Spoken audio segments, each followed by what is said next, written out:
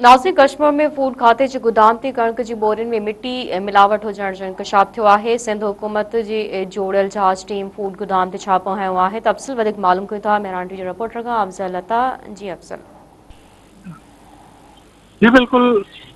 सिंध जी कश्मीर में भी सिंध सरकार हिकिड़ी टीम जोड़ी है जी फूड गोदामन से विजिट कंदी। उन्हनि में जी खुर्द बुर्द थियल है उन जी पूरी रिपोर्ट ठाहे करे सिंध सरकार हवाले कंदी। अॼु जेको आहे उहा टीम कश्मीर फूड गोदाम से पहुती। फूड गोदाम ते जॾहिं उहे पहुता, फूड गोदाम के जॾहिं चेक कयूं, उतां जॾहिं सैंपल कयूं तो मिट्टी जी मिलावट कणिक में उन सां गॾोगॾु कणिक जी जेकी हालत बोसीदा थियल हुई उहा ॾिसण जहिड़ी हुई।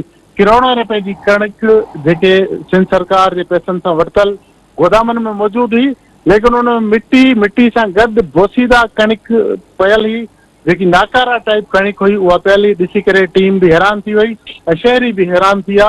हीअ जेके करोड़े अरबे रुपयनि जी कणिक आहे, आख़िर इन जी इहा हालत कंहिं कई आहे।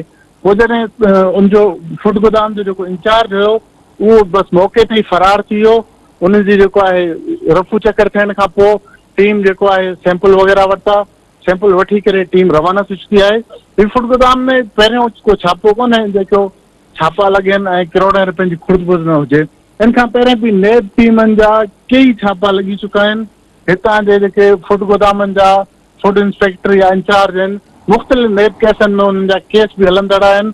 कुझु फूड इंचार्ज जेके आहिनि उहे जेल कस्टडी बि में आहिनि, कुझु सज़ाऊं बि भोगे चुका आहिनि।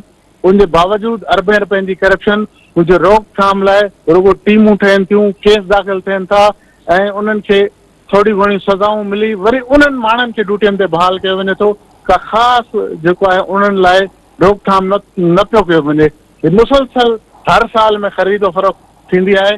ख़रीद थियण खां पोइ जॾहिं गोदाम में माल जमा थिए थो ऐं जमा कणिक जी जाइ ते कॾहिं मिट्टी जमा थिए थी, कॾहिं मिक्स जेको आहे मिट्टी खे उन सां कयो वञे थो, या ई कणिक जेको आहे ॿाहिरि रखण जे करे बारिशनि में ख़राबु थियण जा सबब बि थियनि था ऐं कंहिं क़िस्म जी का देखभाल न आहे। हिकिड़ो वॾो अमलो आहे, हिकिड़ी वॾी टीम आहे फूड जी, लेकिन उहा महज़ पघारूं वठण ताईं ऐं करप्शन करण ताईं पूरी आहे।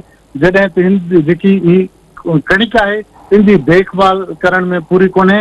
ऐं इन टीम जो इहो ई चवणु हो असां जेके सैंपल वरिता आहिनि लेबोरेटरी मोकिलींदासीं ऐं इन्हनि जे ख़िलाफ़ असां इंक्वायरी जेको आहे कंदासीं। इन जी इंक्वायरी अॻिते हलाए सिंध सरकार खे पिणु रिपोर्ट ॾींदासीं। बज़ाहिर लॻे थो त कुझु न कुझु कंदा, लेकिन इन खां पहिरियों जेके कार्रवायूं थियूं आहिनि उनमें हिन टाइम ते कुझु बि न थियो आहे ऐं हिन टाइम ते का ख़ासि जेको आहे नेब जी प्रोग्रेस बि कोन्हे, ॿियनि इदारनि जी बि कोन्हे। ऐं हर साल करोड़े अरबे रुपयनि जी करप्शन थिए पई फूड में, लेकिन सिंध सरकार सां गॾु वफ़ाक़ी हुकूमत भी जेको आहे ख़ामोश ऐं तमाशाई आहे। जी अफ़ज़ल, वॾी महिरबानी अव्हां जी तफ़सील ॾियण जे लाइ।